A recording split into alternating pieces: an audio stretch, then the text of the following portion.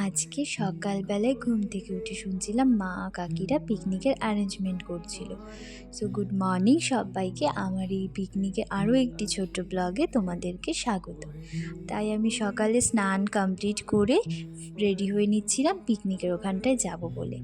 আর এদিকটায় মা পুজোও করা কমপ্লিট হয়ে গেছে, তাই মা আমাকে প্রসাদ দিয়ে গেছিলো। এবারে আমি কাকিদের ওখানটায় চলে যাবো। আসলে আমাদের পিকনিকটা হচ্ছে আমার মেজো কাকুর উঠোনে।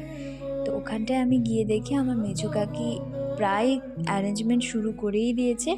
তারপর সেখানটায় চা করেছিল, তো চা নিমকি খেয়ে নিয়েছিলাম। তারপর আস্তে আস্তে সবগুলো রান্না হয়েছিল। আজকে আমাদের মেনুতে ছিল শুটকি মাছ, ডিম, মাংস, চাটনি আর অনেক কিছু। তবে আমি তো শুটকি মাছ, মাংস এগুলো খাই না, আর বাদ বাকিগুলো দিয়ে খেয়েছিলাম। আর এদিকে আমার একটি পার্সেল এসেছিলো, সেটা ওপেন করতেও ঘরে চলে এসেছিলাম। তখন দেখলাম একটি ধূপকাঠি এসেছে। ধূপকাঠিটা ভালোই ছিল, দাম অনুযায়ী ধূপকাঠিটা খুবই ভালো ছিল। তোমাদের যদি প্রয়োজন হয় আমার কাছে লিঙ্ক চাইতে পারো। বাই।